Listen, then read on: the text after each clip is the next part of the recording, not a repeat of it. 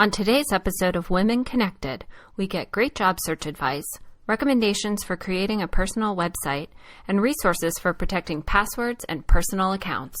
This is the Women Connected podcast, where we believe that women can improve their personal and professional lives through technology. If you're ready to cut through the noise and learn exactly the tools you need to create your professional brand, be recognized, and keep up in today's fast-paced world, then stay tuned.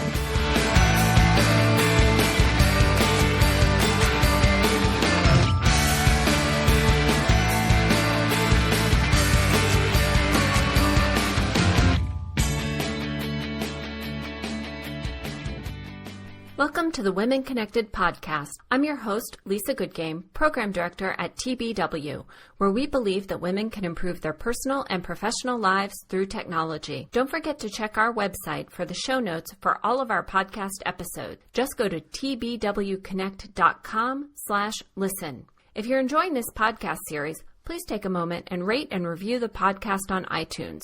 We appreciate your support. If you want more great content from TBW, you can like our Facebook page and follow us on Twitter. But even better, you can join TBW for just $52 a year and get access to members-only resources and events. Visit tbwconnect.com/join for more information. Today I'm speaking with Marcel Jaeger, an experienced strategy and communications consultant and co-founder of Career Valet. Her firm provides clients with personalized career navigation services, and she's passionate about writing and helping people progress in their careers. With many years of experience working overseas, Marcel has a particular interest in working with people seeking to find portable careers. Marcel, it's great to have you on the podcast today. It's great to be here, Lisa. Thank you. So we have so many things to talk about. And first, I just wanted to start with asking you a little bit about the work that you do, because many of our listeners probably don't know, like I do, that you live overseas part of the time, and you're based in the U.S. right now, but you have developed this consultancy to help people, not unlike you, find ways to make their careers portable.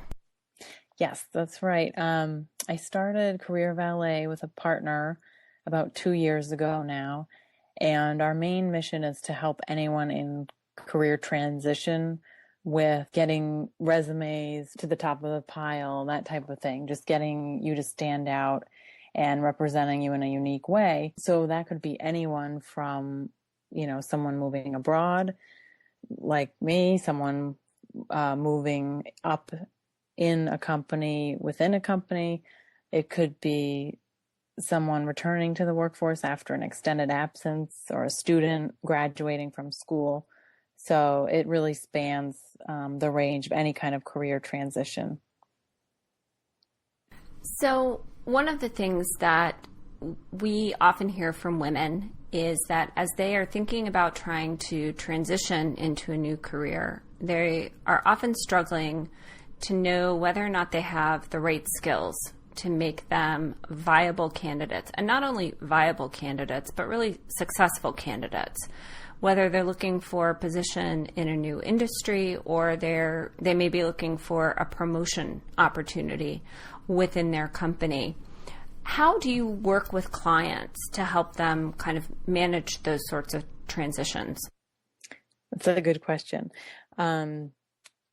It really varies, I would say, because we take all of our clients' personal backgrounds and work experience into consideration to help them with these transitions. So it's very dependent on the person. It's personalized. A lot of it is confidence building. I would say many people submit resumes to us which are not fully representative after we talk with these people of their accomplishments. And what we're doing is trying to bring those achievements, whether or not you might not think of them as achievements, there's plenty of things that you can say to promote yourself. And that's so hard to do. Most of us are not very good at doing that. And so it really helps when you have someone, an outsider, an outside expert, helping you do that, learn how to promote your work and make you stand out. So when you're looking at a resume that's really great, the kind of resume or CV that's going to float to the top of the pile, are there any characteristics that you would say are common to resumes that are particularly successful? Yes, definitely. I think the main thing is you really need to have a summary at the top, whether you call it career profile, career highlights, career summary, it doesn't matter. The most important thing is to summarize. It's almost like a bio of the rest of your resume, very concise and succinct, no more than a few lines. But those that tend to do that and, summarize your skills and expertise, your years of work experience, and the major companies you've worked for, or if it's not that, maybe it's something you're proud of that you've done, where you've gotten kudos, but that type of thing really needs to hook hiring managers. And that's the best thing you can do, because these days, a recent study came out saying that recruiters are spending only 6 seconds on a resume. So you really need to grab their attention right away. I saw that just the other day, and there's a organization that whose message board that I participate in, and that story came up, and people were really talking about the idea of things like infographic resumes or resumes that have some kind of visual or digital component to them. Are you starting to see more of that in the job search marketplace as well? I have, but I will say it's still very, very new. And that's a good thing, because it means that if you do present yourself in a non-traditional way, you're going to stand out.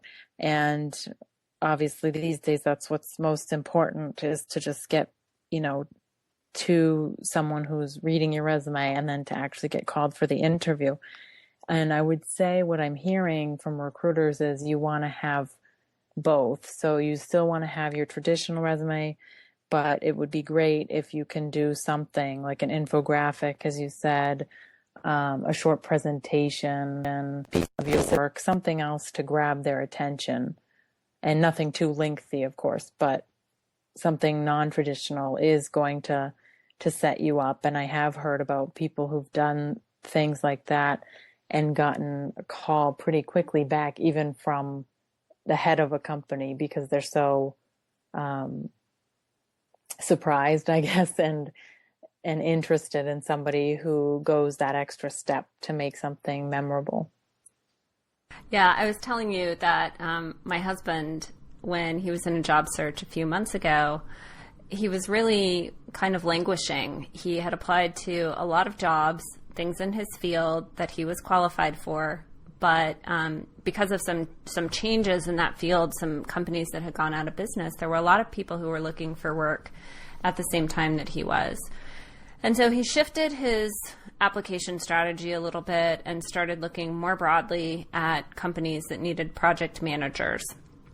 And he found one that seemed like it was a really good fit, and came up with the idea to send as his cover letter, not as his resume, but as his cover letter, a page that looked exactly like the employee bio pages on the company's website. He still sent his traditional resume, and it's like you said, he got a call within probably about 36 hours. Wow. of having sent that out. And it did have that benefit, I think, of setting him apart. And I think it also helped the company recognize him as somebody who was kind of like one of their own already, like someone who was kind of on the same wavelength. And another thing that he did by doing that is he knew so much about the company and had done so much good research that he was able to produce something in concert with their site. He produced the bio by looking at what they did, and those were comparable. So he was showing that he could adapt his work already from the candidate stage to their image and their business. And I think that's key. And if you can find, it's just such a creative thing to do, because if you can find a way to do that, you know, even if you maybe see a news release and can sort of tell your story in the style that the company uses for that, these are the type of things that are going to show the company that you can work for them, you can fit into their culture, but you're also selling yourself to them. You know, it's not just about you as the candidate, but you're making that connection for them so they don't have to, that they can rely on you to promote their culture and sell their business. Yeah, and if they see that, like you're saying, already at the candidate stage, then you're just so much farther ahead of the game. Exactly. So I want to shift gears a little bit and talk about, you know, kind of one of the places where, you know, as a candidate, or, you know, even as a business owner, as someone who is trying to attract clients, one of the things that is so key is what your digital presence looks like. Do you have a website? Do you have a blog? In addition to how you're presenting yourself, for example, on job networking sites like LinkedIn. And you were telling me about the the platform that you use for your company, Squarespace. And this is something that I have only heard about, really, Squarespace, I guess, in the last 6 weeks or so. And I took a look at your site, obviously, and a few other sites that are built on Squarespace, and it feels like a very different kind of platform from the traditional website, I guess, that, you know, we're sort of used to with the just standard navigation bar and things like that. It feels a little bit more interactive or something. Yes, definitely. I've been very happy with it. I actually just recently changed my site. It had been also under Squarespace, but they just launched a new version of it with new templates, and I was able to update it. It is a very, very simple platform to use. So I only did coding personally years ago in college during a work study job. And so I still remember, you know, tiny things like how to make a break or a paragraph if I have to go in and do that, but they make it simple. So you can choose from a variety of really creative templates, like you said, for different purposes. They've got a lot actually that are attractive now, especially for stores, or graphic design businesses, that type of thing. But you can really find anything you're looking for. And just the way that they present the information is very clear. It's a very methodical way to go through and build your pages. It's very clear how to add your social media networks on there. And they have a super responsive team. This is one of the best things about them, is in addition to their FAQ section, you can send a note to customer service and literally you will get answers within, I mean, I think it says within 24 hours, but I can't think of a time when it's taken more than 2 or 3 hours to get a response.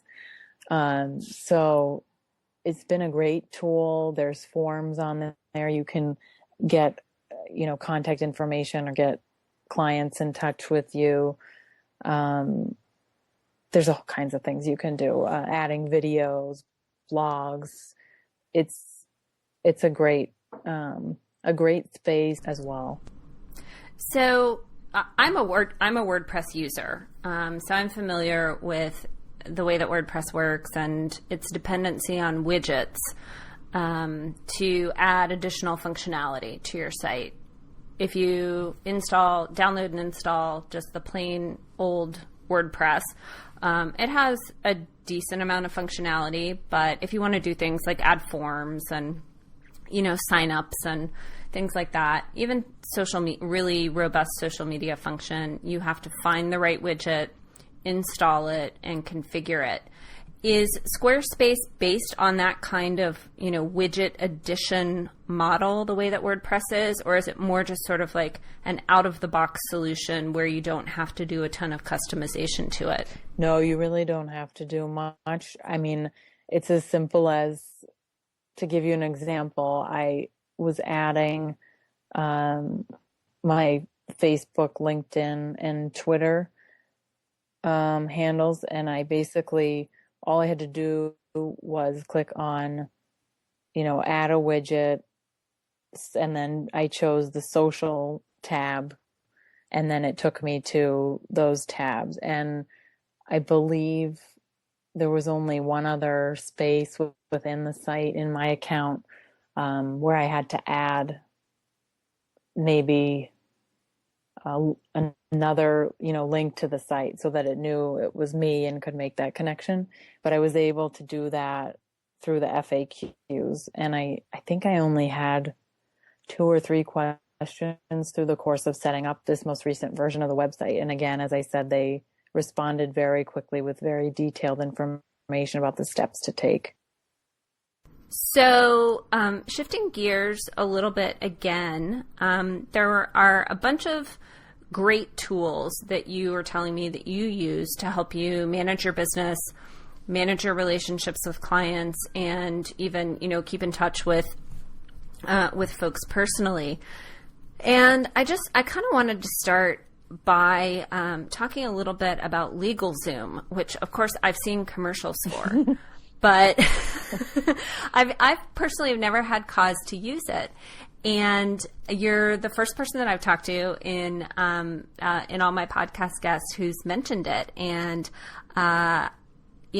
increasingly, I think as people are doing more and more freelance work or work on the side, if they, are still working as employees, we find that we have times when we are really in need of just even a very basic contract for, for doing a small amount of work.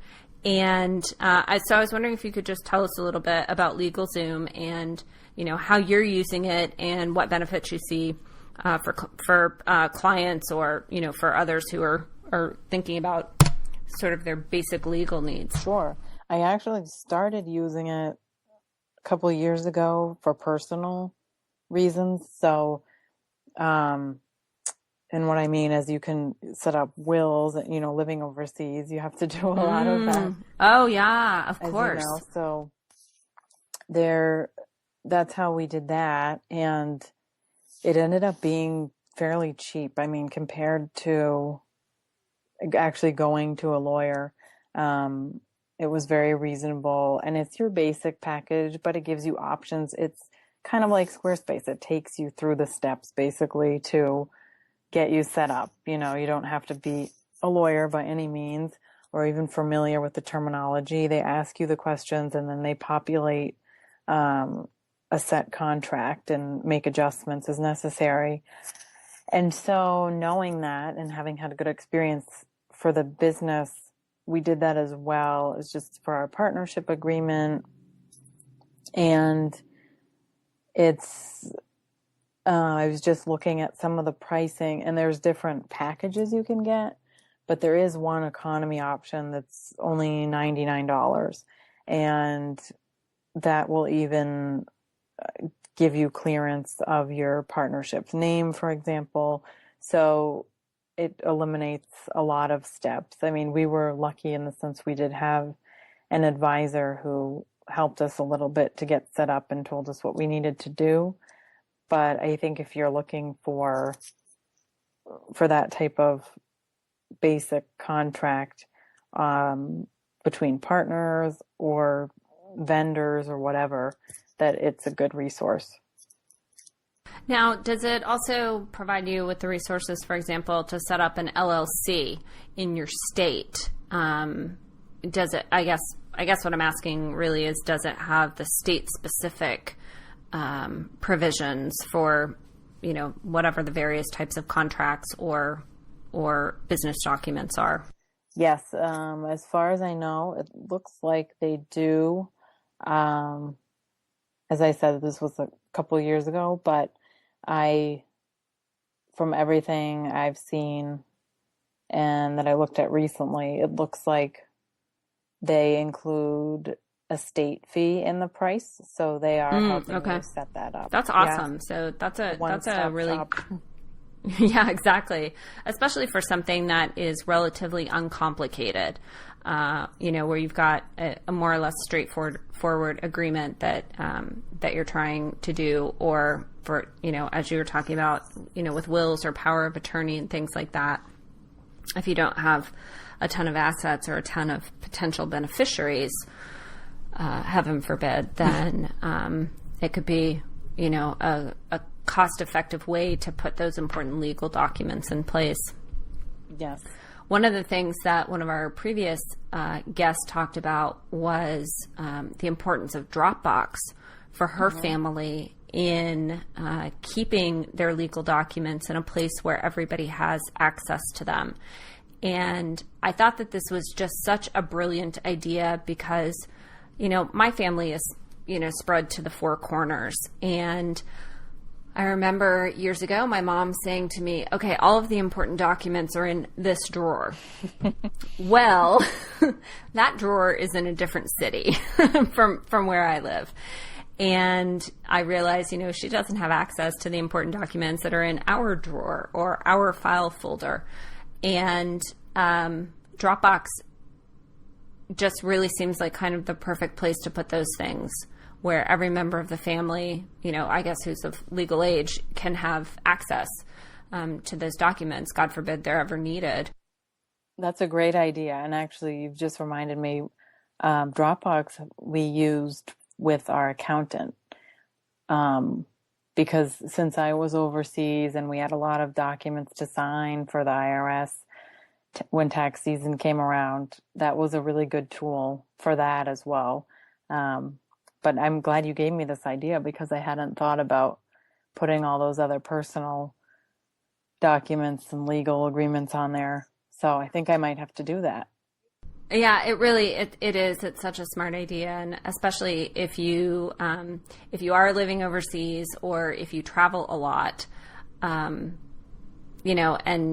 you're not always going to be in a position to be able to tell somebody over the phone where to find exactly the document that you need.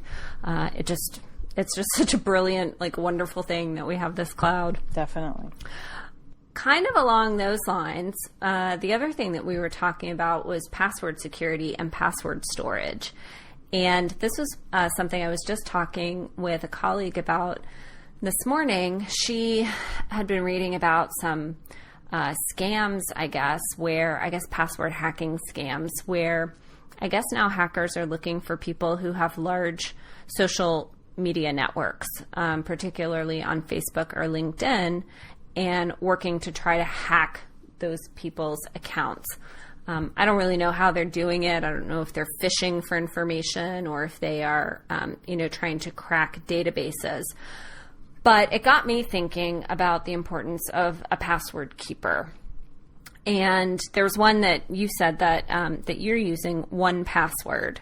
And I was wondering if you could just tell us a little bit about how that works for you. Yeah, I started using it under pressure of my husband. So I have to give him credit for this because he's the tech wizard in the family.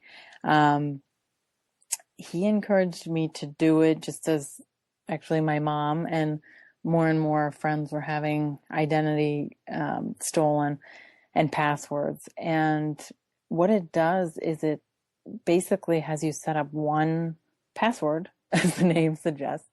And it's got to be pretty complicated, but you can make it something easy for you personally to remember. And then that opens the whole program, the whole software program, to the rest of your passwords where they're all saved, and it generates random passwords for you. So say, I set up an account on LinkedIn and I wanted a unique password so no one else could try to hack or figure it out. I would go into 1Password and say generate password, and it comes up with, a mix of everything, just something very complicated that you won't remember, and it stores it for you so that you can access it at any time. And there's actually a phone app for the iPhone, at least, and I was very resistant to doing this. And then I realized while traveling, it was a whole lot easier than bringing my laptop with me. So I now have it on there and just has one extra unlock code for the app. And that gives me access to all my passwords, and I can just copy and paste into whatever site I'm using. And I do think it's been a really smart idea to use that, because, you know, there's no way that you can remember all of your passwords anymore. And it is a security issue, as you said. So I would recommend it. I mean, there's been a few issues where it doesn't always ask me if I want to save it, or if I'm going in to change a password. You know, if I have read that some company or, you know, credit card passwords site passwords have been stolen, right? And you want to go in and change it and generate a new password. Sometimes I do end up having an extra step where I have to go into the full program and not just the browser version, and copy and paste and make sure it's saving the right one. But those have been few and far between. And overall, I think I've probably saved myself a bunch of times from some of those scams, like the Twitter one not too long ago was one. And so my partner was a bit resistant to it. And she said, I can't deal with this and all these, you know, crazy passwords. And if we set it up, then how are both of us going to get into certain sites where we share, you know, the Career Valet link? But it works, you know, and it's still, again, it's a peace of mind thing. And I think if you're choosing between one and the other, it's worth it to use the program. So does the program run in the background when you're on the computer? So let's say you go to Amazon and you want to log in to, you know, buy whatever. Does it run in the background and recognizes that you're on the Amazon site and puts in the password, or do you have to do something to tell it to deposit your Amazon password in the little box? Actually, what happens is your browser has a little icon, and you click on that. And once you open it with your master password, your one password for the whole program, you'll get a list of all the sites for which you have saved passwords, and it will actually know. So it would know that you're on Amazon once you open it when you're on the Amazon page.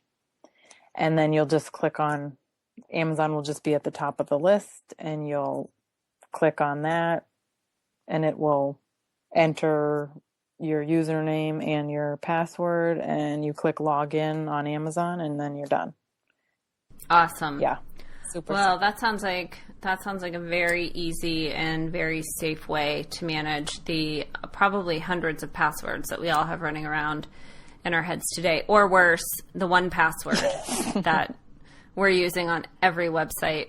That was me. That we visit. That was me. And I will say it takes quite a while. It was frustrating in the beginning because it's a bit of a time investment to have to go and think of every site where you have a password. But then you realize that you do what you can in one sitting, and then you go back to it and you keep thinking of other sites where you might have an account you haven't thought of in years, and eventually you collect everything and create new passwords. Well, that sounds like a really great resource.